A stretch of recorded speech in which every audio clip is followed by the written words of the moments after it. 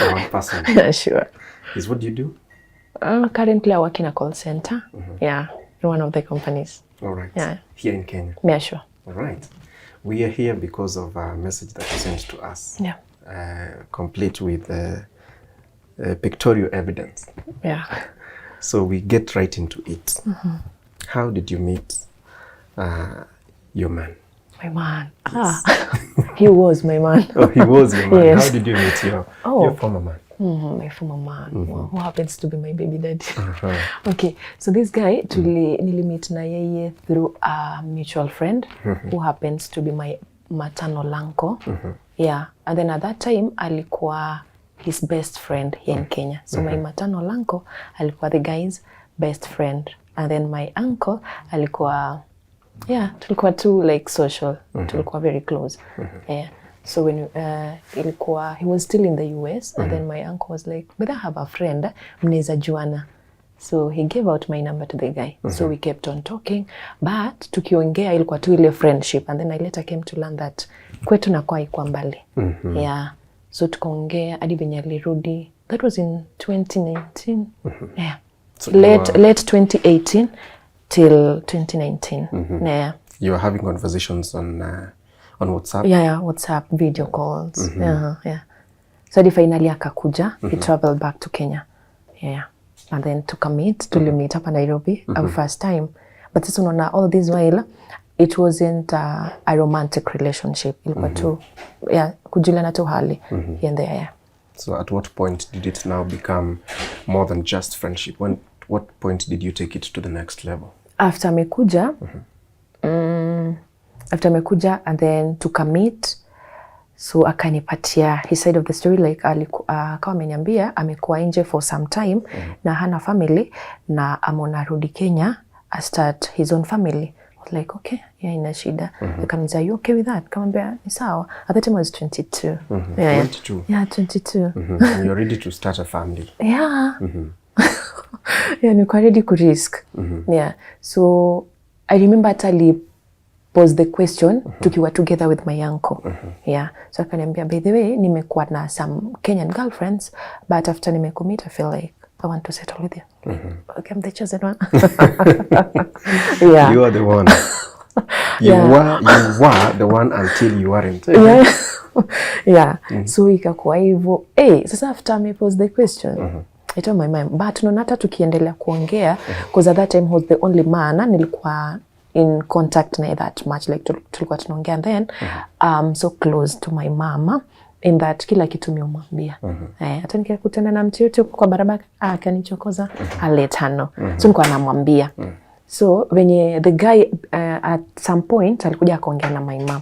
So my mama akaniambia, I know the family, but you the specific boy simjui. Nikamwambia it's okay.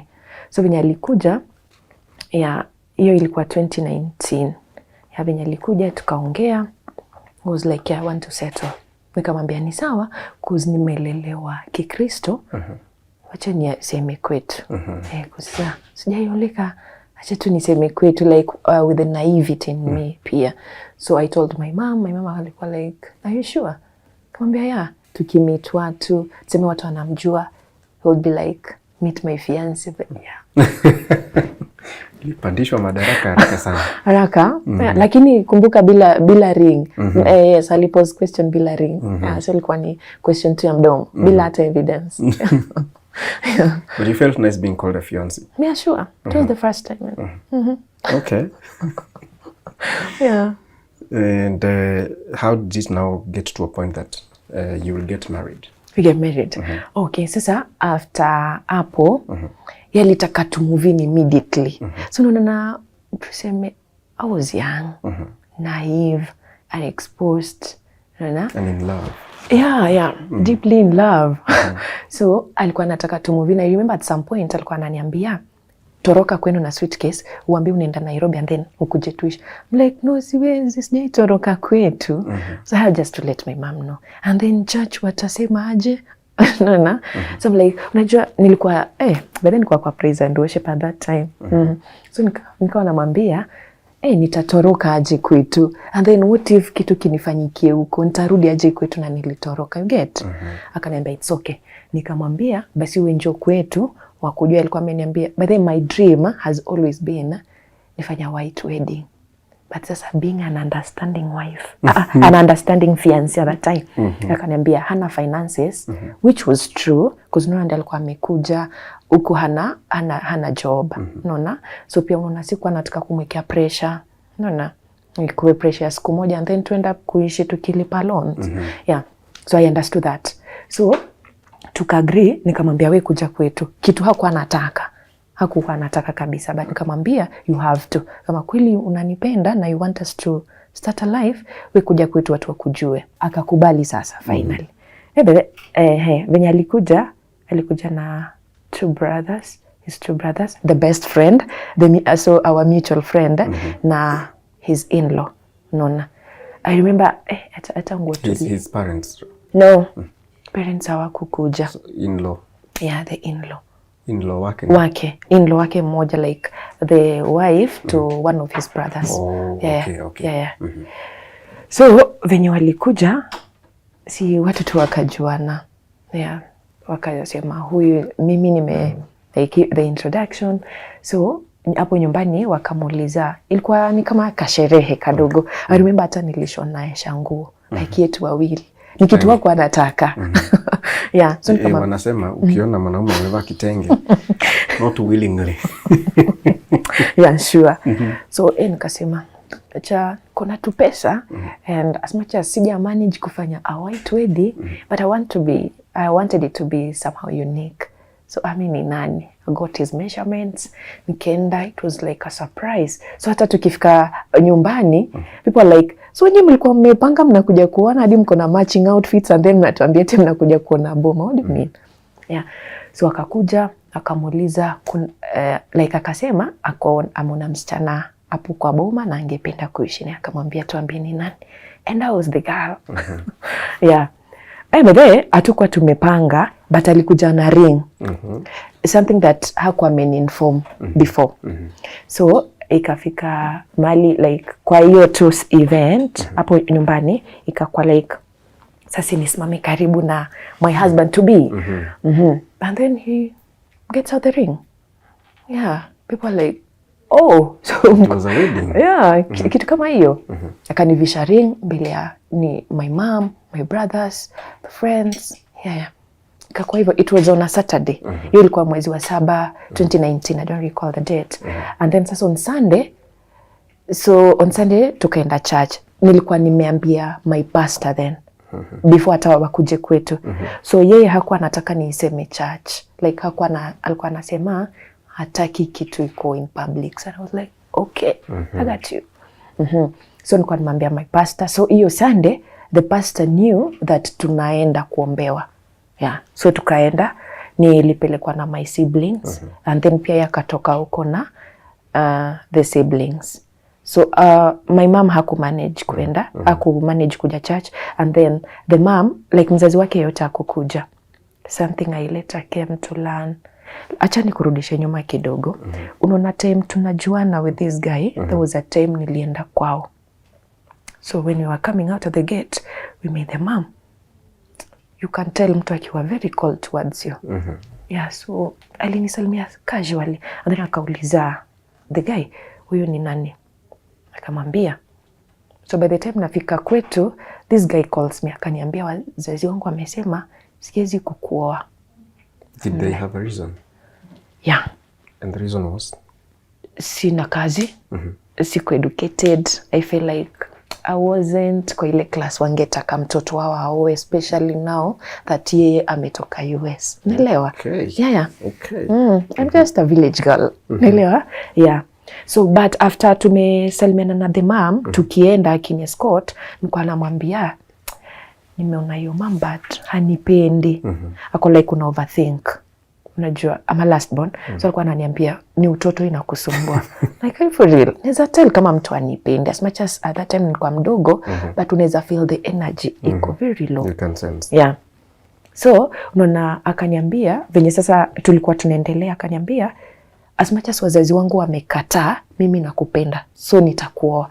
So unaona that's why alikuwa ananiambia nitoroke na suitcase, twende tuanze life, nidanganye kwetu pia tunaenda Nairobi. but kwetu hawakuwa wamemkata. Unaelewa? But I remember hapo katikati my brother mwenye nafuata alikuwa anaambia my mom, there is something off about this guy. Anapeleka mtoto mbio. Kwa sababu the age difference pia. Alikuwa anasema, like my brother alikuwa anasema, this guy ananipeleka mbio.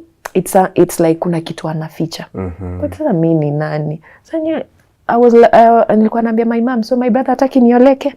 Niache niende nioleke. They were like, okay, this is so hiyo Sunday tukaenda church. Sasa unaona tunaenda church already nilishavishwa pete kwetu mbele ya hadi mzazi. Yeah.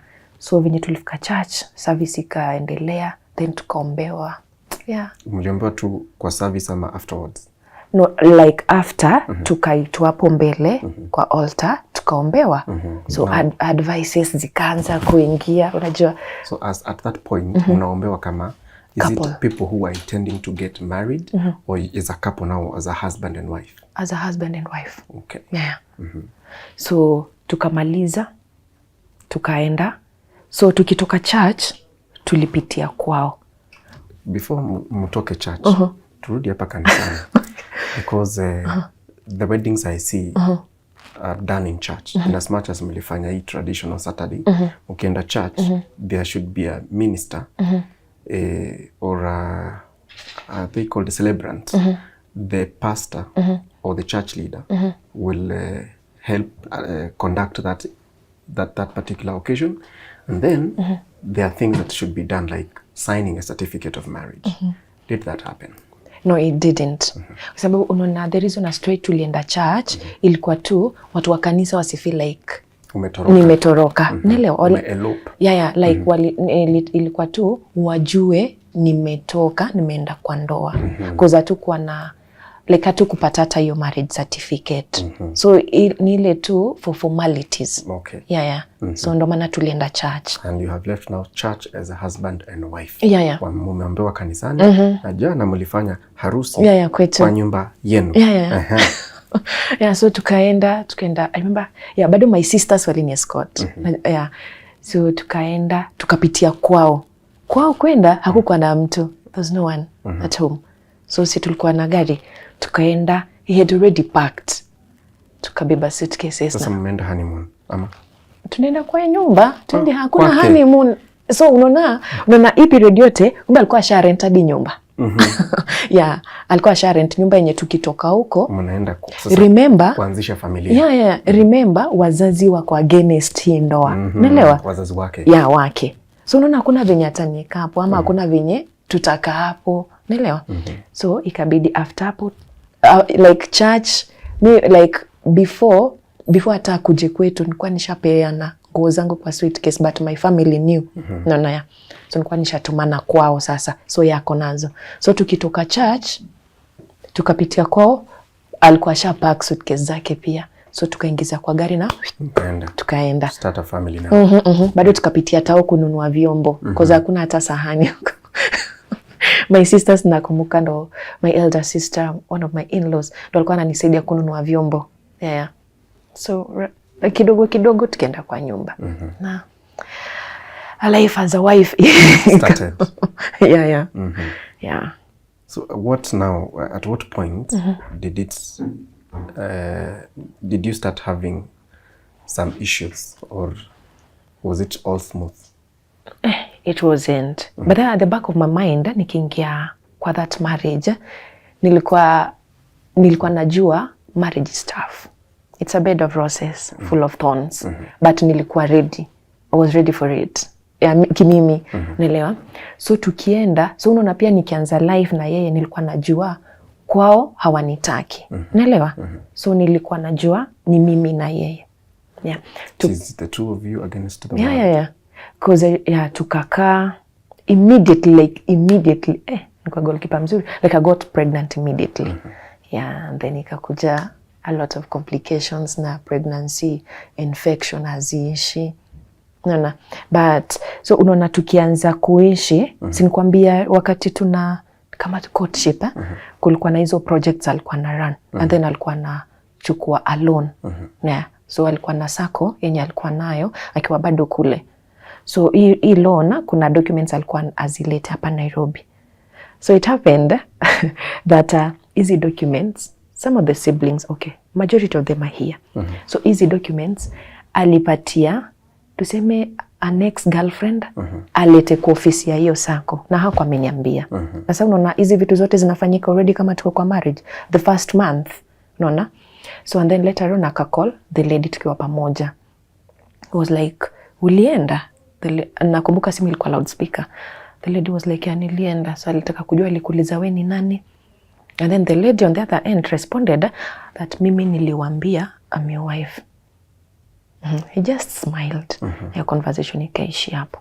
So after amemaliza na hiyo conversation nikawa namuuliza, so are you okay with whatever she just said? Bruno anakuambia like amejintroduce as a wife and then you're just cool with it. Yeah.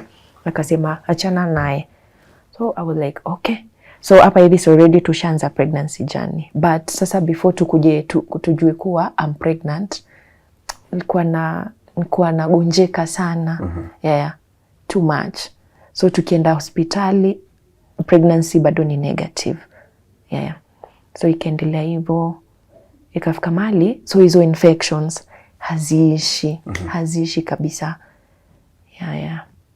So tukiendelea na hiyo life 1 month after tumeishi pamoja ndio sasa ikakuja ikajulikana like kumbe ni boli inanisumbua. So ndo the mama alikuja kuniona for the first time like mama yake.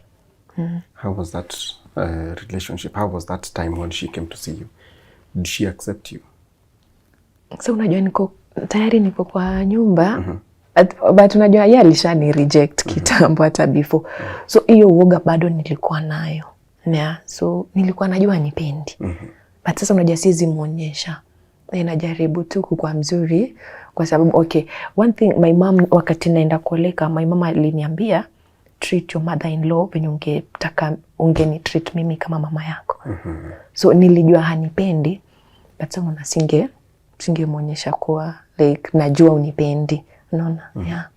Okay. Yeah. But remember alikuja kwa nyumba kama my then husband alikuwa ametoka. So alimcall tu akamwambia konyako kwa nyumba but amekuwa na a lot of complications due to her pregnancy. So unaenda kumwona. Yeah. So alikuja tukakaa kidogo and then she left. Yeah. Ukapata mtoto. Yeah. And there was anything in between the first month and the last trimester? Yeah, a lot. So the first month ikakuwa hivyo. Ilifika mali hadi njia ya uzazi ilikuwa inaanza kufunguka. Ni kama nilikuwa naenda kupoteza mtoto. Because nilikuwa nauma na tumbo in that unaona ukifilivi. Unaona mtu akiwa na fever. Inakuwa hivyo. But ni tummy pekee. I couldn't sleep. Nile pain na kutoa kwa usingizi. So unaona being that sijawahi kuwa mzazi, yeye pia hajawahi kuwa mzazi, alikuwa na consult the mom. So alikuwa akiambia the mom like konyako na easy signs like ana complain anaumwa. Chenye the mama alikuwa anamwambia achana na huyu, unajua ni last born na amedekezwa sana, sio ni utoto inamsumbua. So really? Yeah. Hiyo ndio kitu alikuwa anamwambia like ni utoto inanisumbua and then ingeendelea tu hivyo. Ni utoto. So unaona hii pain inazidi kuongezeka till one time nikaanza kuspot and then nikaenda public hospital wakanirefer to a gyna. Waliniambia my case is a bit difficult, hawezi handle. Nafaa kuona gyna. So that's when nikaanza kuona gynecologist. Kwenda the gyna akasema niko na very serious infection na imeanza kukula humba. Yeah, I remember vitu zilitolewa, it wasn't good. Yeah. What was the source? What was the reason? Okay, natoka kwa my then husband. Like immediately yeye alikuwa na experience some so tulikuwa tumeenda hata kutibiwa. Yeah, tulikuwa tumeenda kutibiwa but pia tu kutibiwa vizuri because tulifukuzwa, by the way. Tulifukuzwa hiyo hosi because he was arrogant to the nurses. Yeah. But he wasn't arrogant to you, was he? He was kind of aggressive but alikuwa hajawahi nipiga. But unaona ile sauti ya upole ni kitu tuseme hajabarikiwa nayo. Yeah. Si kama wewe. Hata yangu ni rough. Unaona like tuseme tu hiyo sauti ya upole. Yeah, hiyo kidogo ndo. But I still loved him that way. Tukaenda na yeye, then akamwambia the pregnancy is a little bit delicate kwa sababu ya hiyo infection imenikula, wako notice mapema. So unaona kule kwao sasa walikuwa wanasema ni utoto. So when we came back alikuwa anawaambia the family, nyinyi kwani alikuwa anaumia na nyinyi mlikuwa mnasema ni utoto. So it was true, alikuwa in pain, haikuwa ni utoto. Naona. So hapo kidogo care kidogo. And then so kwa ile nyumba tulikuwa, we moved out at less than 2 months. Yeah. Tukaenda kwingine. So kule kwenye tulimove bado ni the same county but a different town, kwa sababu kuna biashara tulikuwa tuna set up. Okay? Yeah, so huko bado pregnancy bado ilikuwa around 2-3 months. Yeah. So tukaendelea hivyo. So unaona hii infection bado haiishi. Hizi infection bado haziishi. So I could get blisters. Yeah, so ilikuwa hivyo. So atungekuwa na some good time as husband and wife. Yeah. I remember at some point ilikuwa usiku and then he was like, kuna kitu nataka kukwambia. I was like, yeah, nakusikiza. Akaniambia, now that hii pregnancy yako iko na a lot of complications na we can't get intimate, what about, I was thinking of getting a lady akwa nani satisfy mimi and then you'll decide kama utataka kumjua ama nicheze chini ya maji. I cried. I was like, what do you mean? Okay, nikamuuliza tu swali, nikamwambia, wewe jeke kwa position yangu, I'm pregnant. Au kunipata na mimba. Niwe umenipatia mimba. So ukiniambia utafute mtu, mimi nitafeel aje? Hata huyo msichana atakuwa ananibebaje? Because obviously atanijua at some point. So nikamuuliza, ingekuwa ni wewe ungefeel aje? Akasema ningefeel vibaya. And then why are you doing that? Okay. So akasema ni sawa basi sitafanya. But sasa unaona ndio ukuje uniambie kitu. So you've been thinking about Yeah, hata maybe umekuwa ukifanya. Okay.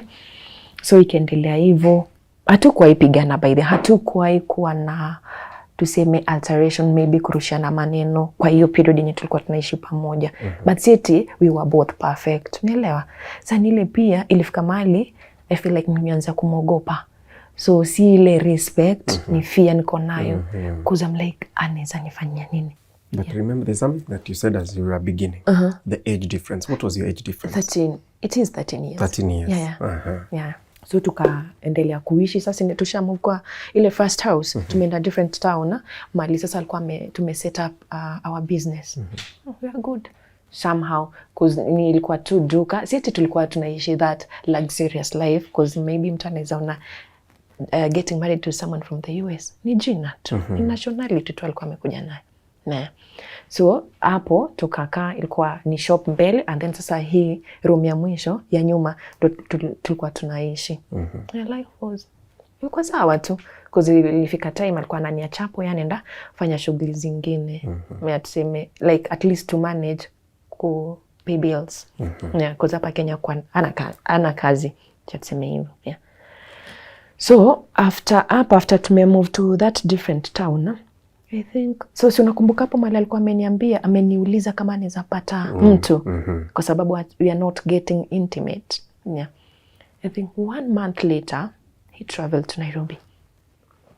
Alikuja kufuata ile loan nilikuwa nimekwambia sako.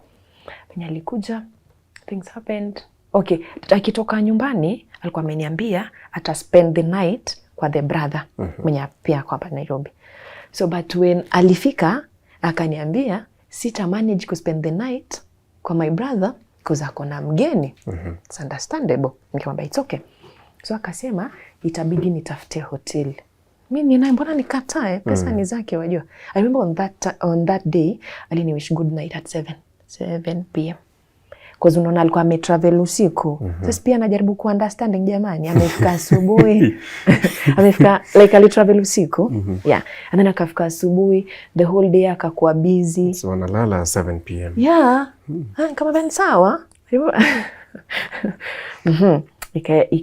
Akamaliza. So the following day akakuwa tena bado na shughuli and then bado akapanda gari usiku akafika nyumbani sasa saa 1 around 6:30. I was happy to see him by the way. Sasa hapo ikakuwa just from nowhere. Remember the reason ama unaona wakati alirudi while we were courting, aliniambia amerudi Kenya for good. Like alikuwa ameuza everything kule. So amerudi like anataka kuanza life hapa. You get? Yes. So after ametoka Nairobi, at that time alikuwa like like sieti ni kitu tulika chini tukadiscuss. Unaelewa? Aliniambia tu like aliamka tu siku moja akaniambia mimi naona vitu haziniendei sawa. So I have to go back to the US. Like, what do you mean? Ndio tuko 3 months tumeanza the 4th month in marriage. Niko pregnant, tunaishi tu peke yetu, niko na lot of complications. Unataka kurudi US mbona? Na hakukwambia nataka kurudi in the next 1 year or anataka kurudi that time? Yeah, that time. But that after ameniambia hata ikumaliza 1 week alikuwa ameenda. Ala? Yeah. Akakuacha? Yeah, aliniacha.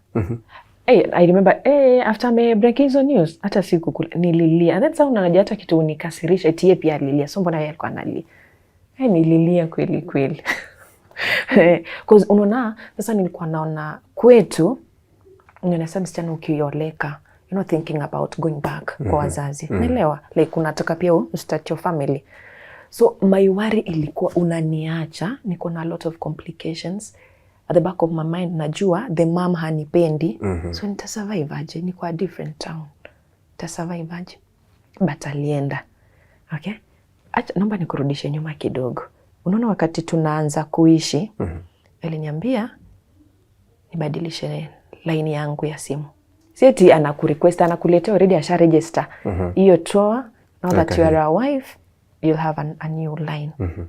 But yeye hakubadilisha, eti kwa sababu yeye ni husband. Yeye alibaki na ile. Was there a reason given? Ndo, sasa wale watu walikuwa wananisumbua nikiwa bado msichana wasinisumbue tena. Yeah. Okay. I remember hata shai tusimtu kwa simu yangu, a guy. But sikujua ni nani, like ni mtu alikuwa anashinda amecall. Namwambia I have a fiancé. Mtu pia hataki kuelewa, so he took the phone. Come abuse. Yeah, so that was it. So after me break the news that anataka kurudi huko, but unajua ilikuwa ina make sense because unaona ile loan yenye angepata na zile projects tulikuwa tunataka kufanya, hiyo pesa ingetosha because alikuwa amepewa the first bunch ilikuwa ishakuwa disbursed. So unaona already tuna survive kwa loan na bado kuna projects tunafaa kuanzisha. Mimi sina kazi na yeye pia hana kazi because yeye alikuwa anasema yeye hataki the wife haezi work. Na alitaka nikuwe housewife. Okay. Yeah. So after ame break the news, si aka travel. After ameenda, sijui kama tuseme ni Mungu ama ni shetani. I don't know. Sijui. But he has a Kenyan line nini. Huwa anaenda nayo hata kirudi kule anaenda nayo. Like anaweza call huku directly. Sijui ilikuwaje. He lost the line. Hii line yake ilipotea akiwa huko. Sasa unaona hizi kabila hiyo. So kwa one of business yenye tulikuwa tumeset up tulikuwa na M-Pesa na tulikuwa tunaweza renew line. After imepotea, he called the Safaricom mwenyewe wakampatia hizo details and then akanitumia request ni is it kuswap? Yeah. I did that. Na nakumbuka niliswap around 6:30 because nilikuwa nafungua business mapema. Okay? After nimeswap, obviously itakuwa on. But immediately nilieka hii line on. Messages. Ni namba 2 moja ina. Calls. Sasa immediately hata haikumaliza 5 minutes. Calls ikaanza kustream in. But ni namba 2 moja. Nikakuwa suspicious. Nakumbuka mtu ameenda Nairobi na alikuwa ni request akuwe na mtu. Yeah. Like, hapa tabidi imekuwa CID kidogo. Cause okay, kuna kitu ilifanya nikamua kufanya hiyo. Kuna text iliingia through hii namba moja ina call. It was like so and so. Okay, hata kama si mimi, for the sake of our kid, shika simu. Like huyu mtu alisema hana mtoto. Sasa tena inakuwaje? I took the phone, nikabuy SMSs, kacheza kama mimi. So I kept on texting. Tulichat like the whole day. Kwa sababu unajua pia sitaki kureact, nikireact sitajua ukweli na nikimuuliza mwenyewe hata niambie. So pia siwezi mwambia eti kuna mtu na chat naye. Nataka kujitafutia ukweli. Unaelewa? Kwa sababu hapa katikati kulikuwa na scenarios nilikuwa nishaona. Yeah. Kuna mahali alikuwa ananiambia one of the lady, tena a different lady, sijui ampeleke Naivasha for a trip na pesa ya loan jamani. Na sasa hata Mimi mwenyewe hata speliki hata kibandaski tunang'ana tu hapo nyumbani. Sasa sana na vitu kama hizo. And then kando na hiyo bado kulikuwa na white woman alikuwa na claim ako pregnant. Ai kamuza sawa uko na scandal kiasi gani? So hizi vitu zote nasema namwekelea. No. So nikaanza kuchat na the lady sasa. I later came to realize that ni lady because obviously mwanaume hawezi get pregnant. So nikamuuliza unasema because for the sake of our child. Mtoto mgani hapa tunaongelea? And then unakumbuka tulichat na this guy wakati alikuwa Nairobi. Akaniambia good night at 7. Saa 1 jioni na nilielewa baadaye hata sikumshuku. Mimi nilikuwa nampenda. So nikaanza kuongea na huyu dem. Na akaniambia unajua hiyo siku venye tulikuwa shit happened and I got pregnant. Okay. What did you feel in your stomach at that point? At that time, one thing about me, nikipata tuseme bad news, ni kama my whole system shuts. Nashindwa kureact. But pia kumbuka nilikuwa nafanya UCID. Sasa siwezi react. Okay, na chat nikilia, but lazima nimalizane na hii mission nimeanza. Unaona? Mission must be accomplished. Yeah, because najua nikimwambia atanigombanisha. Na huyu msichana akijua she's not talking to the guy, ataback off. Naelewa? So ilibidi nimekuwa strong. Alinipa details. I was like, okay. So that's why na miraculously sikuwa nimedelete that conversation na my guy akiwa Nairobi. So easy dates zenye msichana anasema naenda through my phone. I'm like, yeah, hii day huyo alikuwa hapa. Na kumbuka the guy alikuwa ameniambia hadi hoteli analala. I confirmed. Like, okay. And then hapo katikati the lady akasema bado unajua ulinipiga ukaniumiza. So they even fought. No. Sasa sijui alikuwa anapigania nini jamani. Nikamaliza. I took screenshots of the whole conversation. Come to me on WhatsApp. Nikamuuliza naomba kuelewa what's happening. Alijam vibaya sana. Akaanza mbona najifanya kuwa yeye, mbona namuimpersonate. Baadaye sasa makosa hakuwa anaona makosa yake. Ni mimi nilienda ku apologize. Unaona? Cause mbona namuimpersonate. Mbona natumia line yake, alikuwa ameniambia tu ni swap and then nieke mbona nafanya hivyo. It was bad. Alikasirika. But sasa unajua nilikuwa nishajua ukweli. Hiyo ikaenda alitravel mwezi wa 10. Remember back to the US. Back to the US. Remember tulikuwa tumeoana mwezi wa 7. So after 3 months. So akarudi. Tukienda after ameenda 1 month later tulikuwa tunaongea by the way. Tulikuwa mapenzi, love was in the air. Na kwa tulikuwa tuna video call hadi ananionyesha ring yake. But sasa hii ring si mimi nilimvisha, alikuwa tu nayo. So tukianza life yeye mwenye alijivisha. I remember it was a black ring. So mimi yangu. It was supposed to be your marriage ring or kitu kama hiyo. Na si wewe umemvisha. No, si mimi. So mwenye alijivisha. So but remember yangu yeye ndiye alinivisha. So na sasa hii ring yenye alinivisha kwetu. Ilikuja tu ikapotea kwa room. Hapo mali tulikuwa sijui ilienda wapi. So when alikuwa na travel back hiyo siku nikimescort, sisi nilimfikisha airport hapana, center to and then akapanda gari kukuja Nairobi.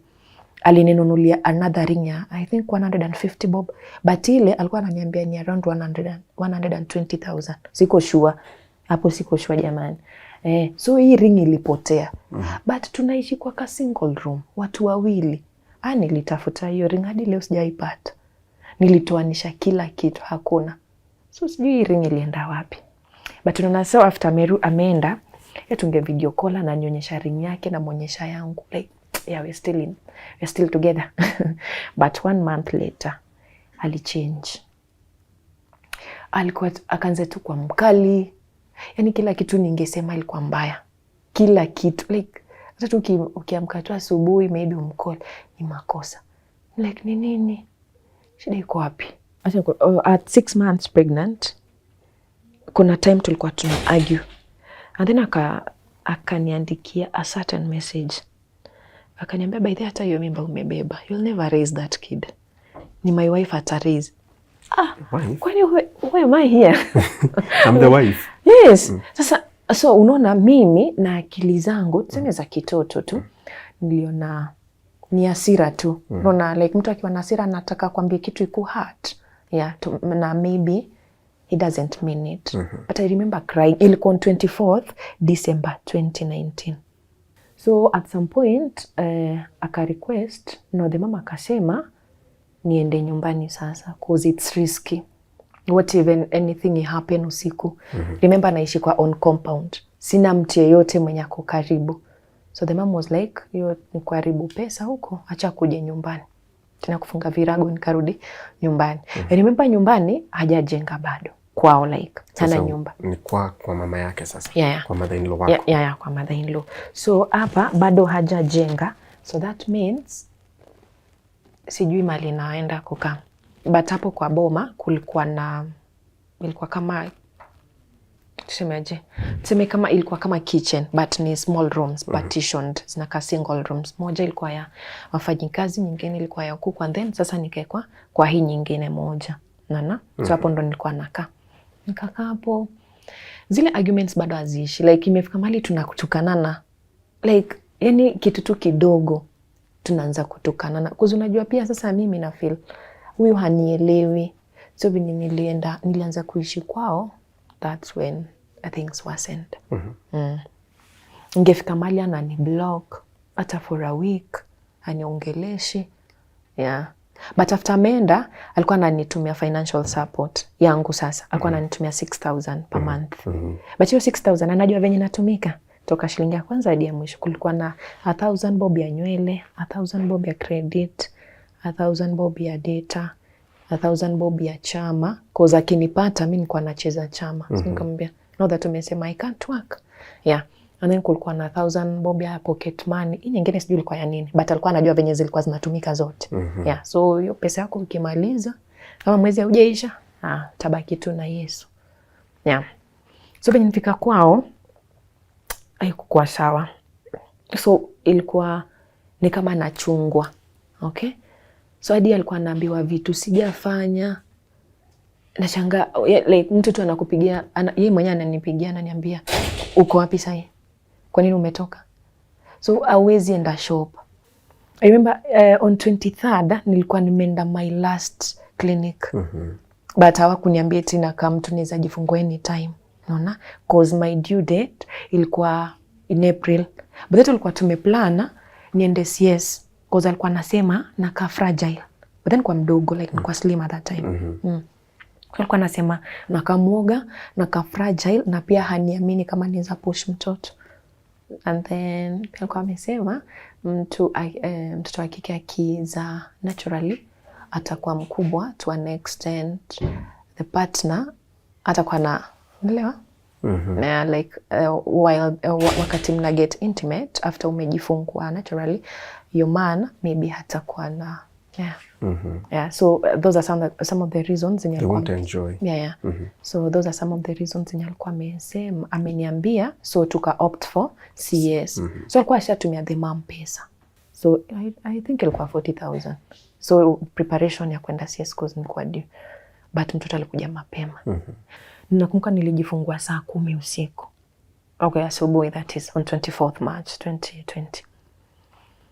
Nilianza kuumwa around 10. Nilikuwa na so unaona tuko kwa different houses. So nilikuwa nampigia na call my then mother-in-law. Namwambia naumwa. But nilikuwa naumwa na mgongo. Ananiambia haiwezi kuwa labor pain. Nikarudi bado kwa nyumba. Hii pain inazidi tu. Sasa nikaona hadi naanza kuishiwa nguvu, naanza kusweat. I called my mother-in-law. Nikamwambia nakufa. Then akakuja sasa. Alikuja. Kwa hivyo tu kwako tu ka single room Kenya nilikuwa nakaa. You delivered there? Yeah. You didn't go to hospital? No. So there was no CS? No. Okay. Mtoto alikuja mapema. Sasa unaona hata ile siku yenye tulikuwa tumeshedule ya kwenda CS ilikuwa haijafika. CS ilikuwa mwezi wa 4, hapa naza mwezi wa 3. So like venye aliona ni kama sasa naumwa sana, akawa na call neighbors. Kujeni huyu ni kama anataka kujifungua. And then the neighbors came. Sieti ni watu wako specialized kwa kusaidia mtu wakati wa delivery, ni neighbors tu kuza kukua na any other option at that time. And then so after wamekuja akacall mtu wa taxi akuje. Nakumbuka immediately nilisikia gari kwa gate, mtoto akatoka. Sasa unaona like hata unaona venye wanaona watu anaambiwa tipush, hakuna mtu aliniambia hivyo, like ilitoka tu. Yeah. So hawa wamama wamekuja kunisaidia, akamwambia kwa sababu sisi hatuko sure venye kama ako sawa na mtoto, mpeleke hospitali cause gari already ishafika. My then mother-in-law akasema ni mapema, kuna baridi. Remember it's 4. Kuna baridi, acha tungoje jua lichomoza and then nitampeleka. That's around 10. Like, okay. Yeah. So hawa wakaenda na akaambia mtu wa taxi pia aende at around 8 am. Akakuja akanita, mko salama ya mtoto? Ako sawa. Akaniambia kwa sababu umejifungua na huja kula kitu, let me rush to the market, I get you something ukule and then nikirudi tutaenda hosi. That's 8 sasa am. Okay? Nikamwambia ni sawa. So that's what happened. So nikamaliza kuoga. So unajua sasa siwezi kaa hapo na damu kwa floor. I cleaned kama hapo mali nilikuwa nimejifungua. And then ile nguo nilikuwa nayo pia ndo at least isiharibike na hiyo damu, bado nikaifua. Yeah. So nikakaa kumngoja. Bado naumwa. Hii tumbo bado ipoe. Unaona? So nikakaa kumngoja. Nikakaa around 10 tukaanza kuongea na the guy sasa my man. Nikamwambia nilishajifungua, hata nilikuwa nishamtumia foto. Yeah. So akaniambia mmeenda hosi, nikamwambia bado, mama hayuko. Remember that at this time pesa iko kwa mikono ya mama. Mimi ile tenye niko nayo ni ile yangu. Sasa pocket money si 1,000 bob. But remember pia ni date 24. So si 1,000 bob tena. Okay? Yeah. So nikamwambia bado nangoja mama. Lakini finally ulienda hospitali? Yeah, nilifika hospitali 6 p.m. Kufika hosi was madaktari wakamuuliza unataka kuwa huyu msichana, mbona umetake long hivyo?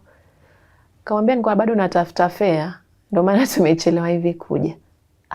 Sasa hata hiyo fare si mwenye alilipa, ndugu yangu alilipa hiyo taxi. Nikisa walimsubiri akaja ndio tukaita taxi, and then ndio tukaenda. Yeah.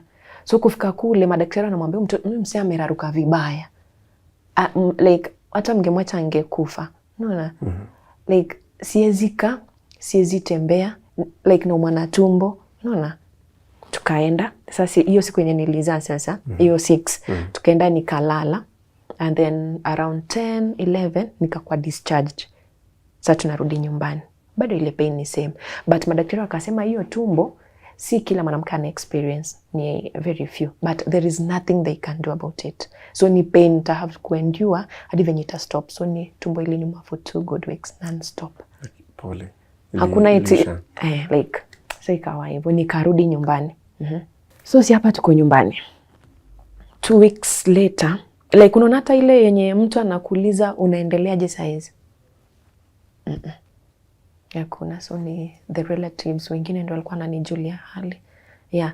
Hata kunisava, I think waliniserved like kunileta chakula ni the first 3 days, but sisi ni mother-in-law alikuwa analeta, alikuwa anapata huyo kijana wa ng'ombe anilete. So nakumbuka tu na house help, so ni yeye yuko hivyo. The 4th day alikuwa anamtuma na mwambie chakula iko tayari ya kuja kule huko. So ni mimi ning'ang'ani na mtoto tuende huko, and then nenda nalala kwa carpet na tumbo kusiezika, and then nakula, nikimaliza narudi kwa kwingine kulala. Hajawahi atanisaidia kuosha mtoto from day 1. Ni mimi. Hata tu kunyorosha mtoto hajawahi. Sasa alikuja lini? Nataka turuke tukuje hapa pahali alikuja, and where now did it become as he had said that utalea huyu mtoto, it's my wife? Did you know about that wife, or was there a wife in the first place? Alikuja, remember aliniacha na boli ya 4 months. Alirudi mtoto akiwa 9 months sasa. So nimeshaza mtoto amekuwa hadi 9 months ndo akarudi. Nakumbuka tulikutania hata sijui TC. Unaona hiyo sasa tumekuwa apart for 1 year and some months. Ile yenye hata mtu anaweza kuhug. At least hata uli ni hug hapo nje. Usiwaambie. I was welcoming you. Asante. Ona like when tu aliniona, the first thing he did, alichukua tu mtoto kwa mikono yangu. Mimi akaniambia tu kwaje? Niko poa. Alikuwa shabu hotel room. I was like, okay, kwa mind yangu bado tu like okay, sioni hata hizi red flags. I'm like amefurahi tu kuona mtoto kwa sababu huyo sando mtoto wake pekee. Tukaenda huko, tukaenda room, alikuwa shabu. Like I could see the happiness in him, like juu ya mtoto. So mimi akwa na shughulika na mimi. Anasema mimi hapo pia unajua mtongo amekuwa away for one and some months. So leo kitaeleweka. Unaona? Yeah. So nashangaa mbona ubembelezi mtoto jamani, alikafika 10 finally mtoto akalala. So kwenda kulaza mtoto, anika mtoto katikati. Like, kwani uelewi jamani? Mama. So tukaenda finally tukalala. But before, immediately tuliingia bed, akaniambia by the way nataka kukuambia kitu. Hapo sasa shangwe na vigelegele kwa moyo nasema, yes sasa hapa ni kama tunarudi na yeye US. Little did I know. Akaniambia unaona hizi misunderstandings tumekuwa nazo for so long toka like sasa unaona tulianza argue 1 month after married US. That's December. Akaniambia by the way zilifanya nika move on. Okay. What do you mean by moving on? Nikamuuliza. Remember hii ni our first night. Hata tujalala bado. Kamuuliza so ukisema ume move on unamaanishaje? Nikisema nime move on, I have a fiance. Venye tu nilikwambia nikipata some bad news, my whole system shuts. So hata ile sherehe ulikuwa unangojea. Kamwambia sasa ukisema ume move on, uko na fiance ni Mkenya ama? So unajua nilikuwa nataka ku prove point ni ule tu wa kwanza ama? Akaniambia hapana. Ni mzungu. Naweza muona. He removes his phone, kanionyesha picha. Kama mtu anafanya kazi. I was like yeah. Nikamuuliza na huyo fiancé anajua niko? Akasema anajua, but mimi nilikuwa nimemwambia tumeachana. Tumeachana na bado niko kwenu jamani. What do you mean? Hata akaniambia by the way mimi wakati nilikuwa nakuja 1 month before akuje, so venye alikuwa ananiambia yeye alikuwa amekuja kunirudisha kwetu, alikuwa ashachoka na mimi. Cause his version of the story is nilikuwa disrespect, sikuwa namheshimu and then nilikuwa namsema kwetu. But nilikuwa namsema kweli. Manake ilifika mahali ilikuwa ni vita ya watu wawili against mtu mmoja. So yeye na mamake wanakupiga wewe. So unaona pia nilikuwa nikijaribu kumwambia hiki na hiki sijafanya ama nilikuwa nikiona kitu akifanyiki vizuri na mwambia sijapenda. Na mimi ulikuja kwetu kunitenganisha na watu wa familia yetu. Unaona? Kuzadi nilikuwa namwambia so nitoe hapa kuzilifika mahali sa watu kwa walikuwa na get physical, the parents. So nikawa namwambia mimi sitaki kubeba laana. What if? Because the mama alikuwa anapiga the dad. Nikawa namwambia like babaka akikufa and then aone mimi si kwenda kumsaidia. Mimi sitaki nyumba yangu ikuwe na laana. Unaona? Sasa kana ananiambia umekuja kwetu kunitenganisha na watu wa kwetu. I'm like So unaona sasa sikukuwa na mtu mwingine mwenye naweza ambia. So nilikuwa naambia kila kitu my mom. Kila kitu. Angeniambia any hurting words, nilikuwa namwambia. Nilikuwa naambia my mom. Unaona? Yeah. So akanionyesha the lady. I froze. Alikuwa mfilipino. Like okay. Cause hata akikuja alikuwa na hii suitcase 2, moja ya pink na moja yenye alikuwa ametoka nayo ule wakati wenye alikuwa anaenda. But kwa hii suitcase akifungua kukawa na nguo fulani za kike. But unaona zile nguo zenye unajua sijaivaa nguo kama yeye akaona. But I'm like maybe my man anataka ni change wardrobe, anataka nikuwe na test fulani. Zilikuwa mini skirts fupi kabisa. But si mpya na si mtumba. I can tell the difference. Naweza tell ni nguo ya mtumba. Out of curiosity nikamuuliza, hizi nguo za nani? Akasema my fiancé, but alitumia that word by the way. My fiancé hizi zilikuwa zake, alikuwa anaenda kuchoma, nikona instead of yeye aenda chome nikulete. Unaona? Utaziva. Nikamwambia unajua yeye like the fiancé ni mfupi kwangu. So na mimi ni mrefu. So unaona height yake yeye kwake ikiwa mini skirt kwangu ni nini? Nana, but hawezi ni disrespect to that point. Sasa ungeniambia tu ulipitia hapo soko ukaona watu wanauza ukaamua mbona tu niambie ukweli? Naona. Nikamwambia hapana. Akaniambia kama utaki I can take them to my cousins. I'm like okay. So after hapo the following day tukaenda embassy. Immediately venye alifika unaona hata baada tujaenda nyumbani. So kesho yake tulitangulia embassy, American embassy kwenda ku fill citizenship ya mtoto. And then sasa tukatoka hapo tukaenda safari kwa sijui ni ya wapi, akanunulia simu ilikuwa Oppo ya 17,000. Yeah, I was very happy. So that's the only gift I got. Hata tu kuniletea tissue ya US, hata kuleta jama. Man. Anyway, so nikarudi kwao. Akasema atakuja sijui the following day. But it was a lie. Maybe tu alikuwa na feel sikuwa that much presentable to him, yenye nilikuwa worthy kutembea naye. Because baada alitufuata baadaye, but sasa alifika usiku. Sisi tulifika mchana, yeye akafika usiku. Okay. So ni kama tu akutaka tu tembe pamoja. At what point did it become clear to you that hautalea mtoto? So mwana tumeenda embassy. So tukamaliza tukaenda nyumbani. Venye tulienda bado tukaenda kutafuta mtoto passport Kisumu sasa immediately. Like hizi vitu zote unaona hizi alikuwa na 1 month hapa Kenya. So hizi vitu zote tuna rush, okay? So tukamaliza akarudi. But before arudi in a span of 1 month tulikuwa tumefight twice. So tukamaliza akarudi. Kurudi kuna zile documents sasa zilifaa kurudi kule, and then sasa mimi kama mama niende ni sign, cause kuna walikuwa nataka proof kuwa huyu mtoto wakati na mconceive this guy was around. So kuna hizo photos, kuna WhatsApp messages, yeah. So nikaenda documents, unaona hizi forms zote za embassy alikuwa amezifill without my consent. Okay, nilikuwa najua tunatafuta mtoto hiyo citizenship. What about you as the mother of the child? Okay, mimi alisema itakuwa vigumu cause unaona wakati get married hatukupata marriage certificate. So hatuwezi enda tu kule tukasema na word of mouth. So wanataka certificate. And I think he wasn't ready. Okay, my brother once asked about it, akasema sasa kama ni wewe unaweza tafuta marriage certificate na mtu kila siku mnashinda mmegombana. So I think he never wanted to. Okay. Yeah, he never wanted to. So tukaenda. So unaona hizi vitu sijui alizijaza lini. I think alikuwa amezijaza, zingine alijazia embassy cause unaona yeye ndiye anafaa kuwa na handle cause yeye ndo citizen. So venye tulirudi nyumbani sasa hiyo December, venye alienda akaniambia alikuwa ameziweka kwa envelope. So alikuwa shabook the next appointment yenye ilikuwa after ya amerudi US sasa. So akaniambia hizo documents beba tu venye ziko tutapeana pale embassy.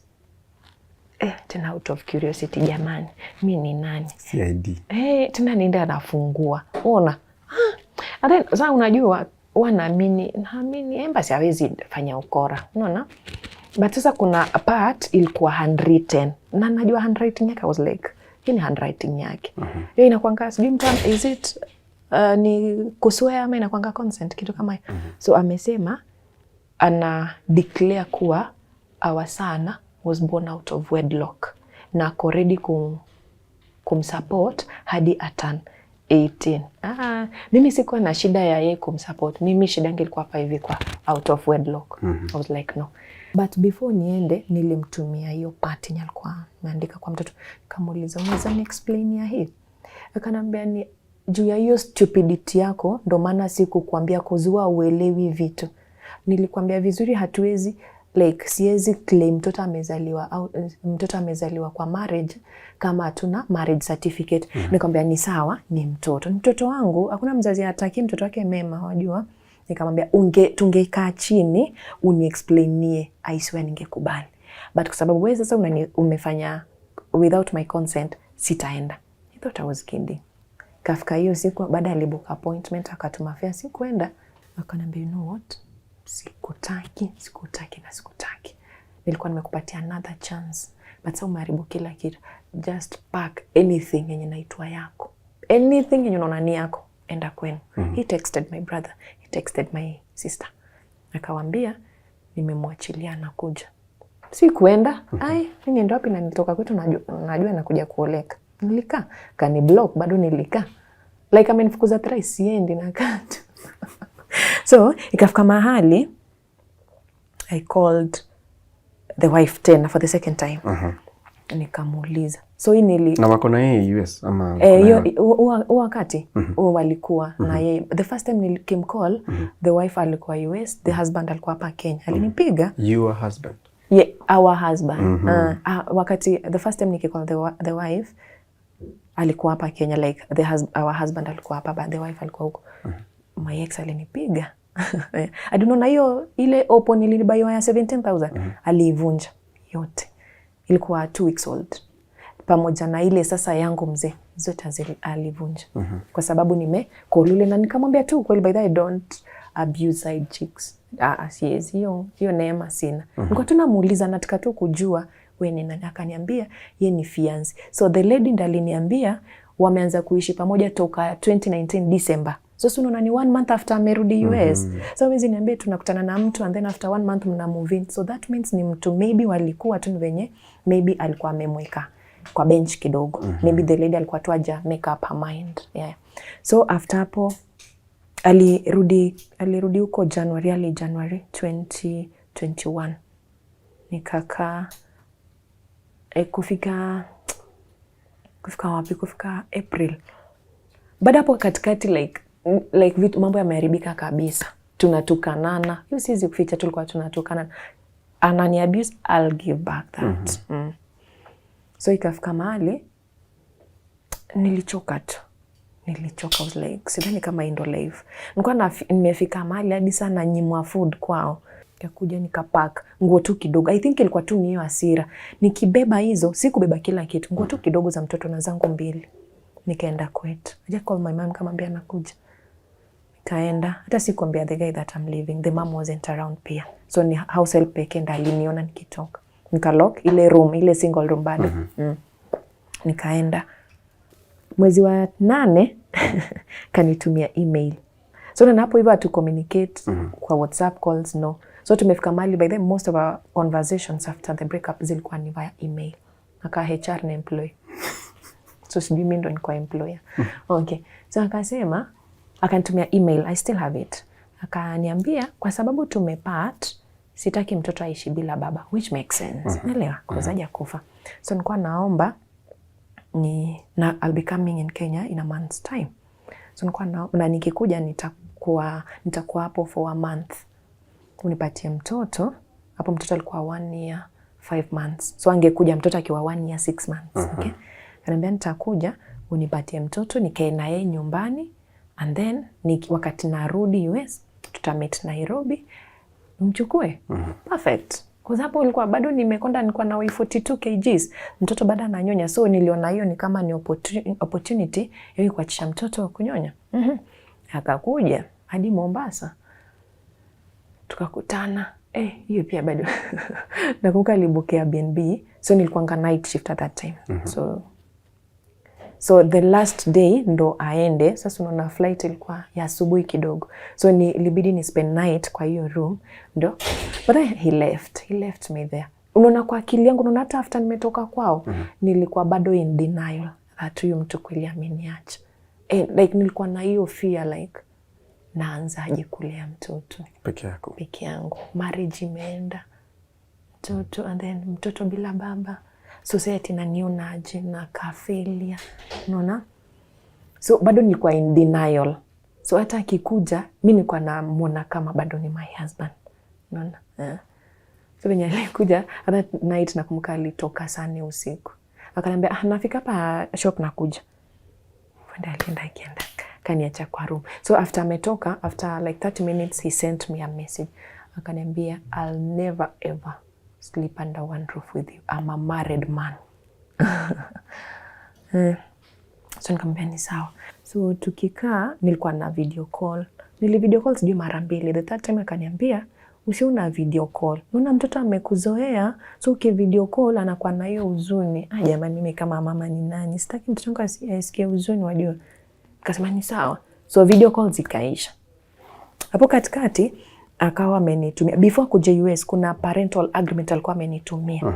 Yenye tunalea mtoto. Huyu mtoto yes tumeachana but tunaenda kumlea 50-50. Hadi custody ni 50-50. Mimi time yangu kukaa na mtoto ilikuwa from January to June. No, from January 10th to July 10th I think. And then after hapo nikamuuliza hizi sheria unazitoa wapi? Sasa miezi 6 mtoto ndo anaanza kuadapt, tena tumemvukisha atasoma saa ngapi? Unaona? Kila kitu so alikuwa mtoto akae hapa Kenya 6 months aende US akiwa na yeye. Sasa sijui alikuwa anakaa wapi, but kumbuka sikusign hizo documents. So mtoto bado hajapata American citizenship. Unaona? So hiyo ndio kitu bedhe umuma sana tu. Nilimenyima mtoto wake opportunity. But sasa mimi umwambia kama tuko hapa Kenya na tunasumbuana hivi, kienda US itakuwa haiwezi. So hiyo agreement after ameenda na mtoto akanitumia. Ilikuwa ni sign. Alienda na mtoto wapi US? No, hapa tu Kenya kwao sasa. So mimi nikabaki Mombasa. So kwa hiyo agreement venye nimekwambia ilikuwa 50-50, ilikuwa ni sign and then nimtumie hiyo copy bado. Nikasema hapana. There was a time sasa nikamwambia, he came back after 6 months tena. So ndo nikaenda. He came 2023 and akarudi. So nikaenda kuona mtoto. Nikaenda kuona mtoto, sikumpata day 1. Nilikuwa I think 1st May 2022. Sikumpata. Nikakaa na mtoto, nipata house help, tukakaa, nikaona mtoto hadi jioni, nilienda afternoon. Nikaona mtoto, nikarudi. The second time nikaenda, bado sikumpata, bado nilipata the mom. So ndo ikafika hapo nikaambia the mom, mimi nilikuwa nimekuja tu kuona mtoto. The mama can request wewe osha mtoto at least to bond na yeye, unaona. Nikamwambia ni sawa. So this guy came back at around 6:37, akanipata hapo nje kwa napata mtoto chai. I was like, mambo poa. That's all. So by the time natoka hapo nikirudi kwetu, email ilikuwa ishanifuata from the guy. Nikamwambia unadhani kwetu is a public toilet? Eza ingia tu anyhow, you ingie every room all in the name of you are taking care of your kid. Kasema huyu I think ananiona na kamjinga. I'm not stupid, but I'll have to react. Okay? Nikaenda kwa ofisi ya children's hapo nyumbani. Nikawaelezea, nikawaambia mimi nimekuja kuona mtoto na babake amekataa, like ananirushia maneno. So wakasema acha tutamsummon akuje kwa sababu kulingana na law wewe ndio unafaa kuwa na mtoto at that age. Nikamwambia it's okay. So wakanipatia barua, nikapeleka kwa sub chief, wakamsummon. The following day akuje. Wakamkumbusha kuja na mtoto. Alipigiwa simu na hadi barua akapelekewa. Okay? So the following day ilikuwa to meet what? Mimi, yeye pamoja na mtoto. Hakuja na mtoto. Kuja tu peke yake. Okay, tukaitwa nao officers. Na wakatuambia kwa sababu nyinyi wazazi wa huyu mtoto kulikuwa na love ndo akapatikana. So endeni mkae chini, muongee, muagree. Manake serikali ikiingia mali hadi mnataka kulea mtoto, like serikali wasaidia, itakuwa sawa. Manake hiyo itakuwa ni rules. Tukaenda. Hatukuagree, kila mtu anataka custody ya mtoto. Unaona? So nikaenda na mtoto, Mungu alitusaidia. Nikakaa na yeye for some months, but hizo months sieti zilikuwa rahisi, both financially, emotionally. Huku bado yana like phone calls, amekataa kwanza kupeana nguo za mtoto kabisa. So naona tena anaanza kununua ni kama ni newborn hapa. So like phone calls every now and then, rudisha mtoto. Unaona? And then acha nikwambie point, unaona kuna wakati the second time venye alinipiga kanyumiza somewhere hapa.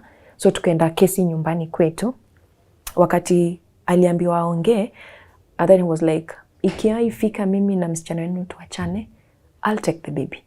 So hata ndugu zake wakuje na mapanga na mishale, ndo mchukue mtoto, mtahave kuniua, mnizike, make sure kaburi yangu imemea nyasi, ndo mchukue mtoto, lakini la sivyo I'll fight. And then that's a statement yenye the mama alikuwa anashinda ameniambia. Eti mkiachana, mtoto aizilelewa nje ya hii boma. Ni statement walishinda amenikumbusha. Like so unaona wao walikuwa sure tunaenda kuachana. Unaona? So nikakaa na mtoto, ikafika mahali unasema mtoto hayuko sawa. Mtoto akigonjeka nikimpeleka hospitali, alikuwa amemchukulia medical cover ya mtoto sasa pamoja na yake. Mimi alinitoa kitambo. So mtoto akigonjeka, so unaona mimi siwezi access, so ni lazima kuna kodi anitumie. Mtoto akigonjeka anasema mimi na maima mtu mengi Illuminati tunataka kusacrifice mtoto. Yeah. Like ilikuwa tu mbaya. I'm like sasa hii ni life gani tutaishi? So ikafika mahali akaanza akikola, alikuwa na call na different numbers. Nikireceive nisikie tu ni yeye, napatia mtoto. And then maneno alikuwa anaambia mtoto kwa msumbue hadi venye atakurudisha. Na unaona pia venye tulienda kwa children's office, the mamake alishtuka kuona nimekuja na maaskari kuchukua mtoto. So alimpigia kamuza uko wapi, akamwambia niko police station. So kwa simu, I think your message ilifaa kunifikia, the guy akaeka simu kwa loudspeaker. The mom was like, achie huyo msichana huyo mtoto atakutafuta, mwachie. Na hiyo conversation ikaishi hapo. So na venye nimekuwa na mtoto Coast, inakaa saa 4 usiku. Time mtoto anafaa kwa anaanza kulia. Nataka daddy. Like mtoto hadi anaanguka chini anajiroll. So inafika mali hadi siendi kazini. Sasa unaona mtoto akiwa hivi siwezi work, siko at peace. Okay? So ikabidi umrudishe. Nikamcall. Hata nilimtumia I think email nikamwambia, ni shughuli ya kikazi, naomba ukuje tukutane Nairobi, uchukue mtoto for some time and then tamkujia. I was like okay. So hadi saa hizi ndo bado uko na mtoto. Na aliacha his Philippine wife US. Tamwachaje na ni wanandoa. Uko hapa Kenya. When was the last election? 2022. Yeah. By the time tunafanya election, the wife was in Kenya. Was already here. Yeah. Remember mimi nimetoka 2021. Kuna pati kukwambia, unaona hii time acha tu nikwambie conversation kidogo yenye tuli have na the Philippine wife. Nikimpigia mara ya kwanza nilitaka kujua wako related kivipi. So nikampigia nikamuuliza, so nyinyi mna mipango gani? Naona mnang'ang'ana kutafutia mtoto anatakiwa kuwa na citizenship. Akaniambia tunataka akuje ni tuishi na yeye. Na mtoto wangu na mimi. Akaniambia hiyo ndo plan yao. Like akanipa vitu wamepanga kufanya zenye zilikuja zika happen. Akaniambia hiyo ni 2021. Akaniambia nitakuja. We are planning kukuja tujenge Kenya and then to relocate tuishi Kenya. So how do you feel when you're in such a situation? How do you handle it? How do you cope with it? Si rahisi. Na learn to live nayo. Kuna zile vitu pia siwezi fanya. Tuseme unaona niko na tuseme album ya mtoto akiwa kutoka 3 months to 6 months. Inakata hapo like siwezi angalia, unaona. And then especially wakati una call and then unataka kuongea na mtoto.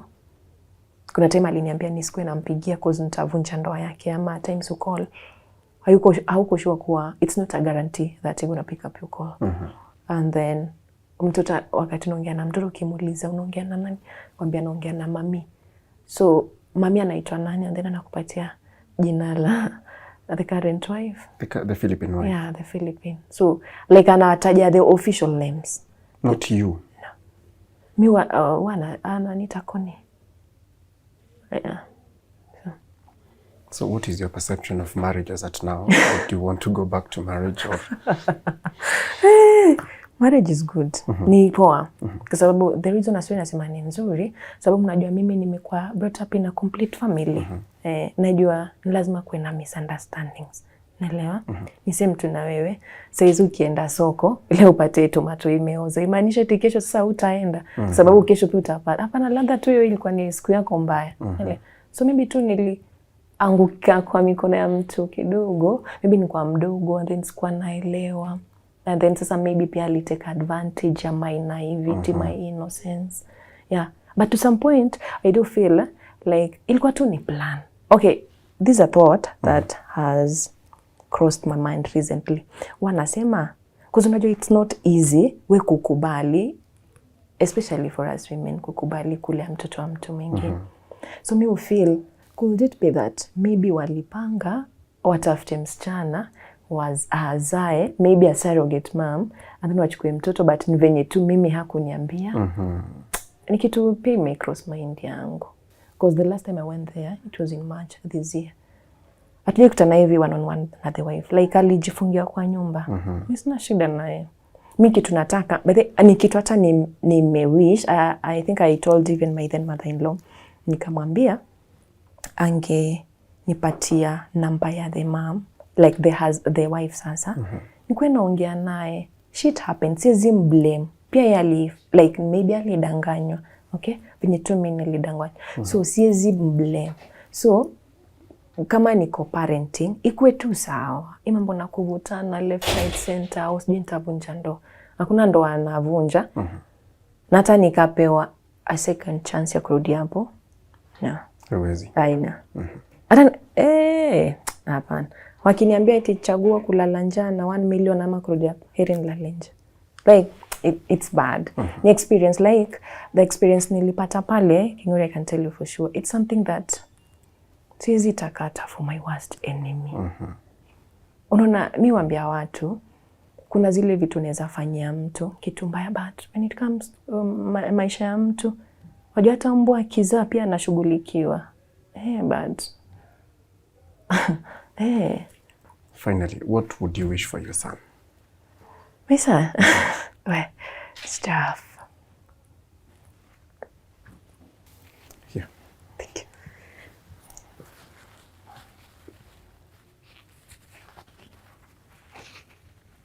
Dona kitu mina wish for our son.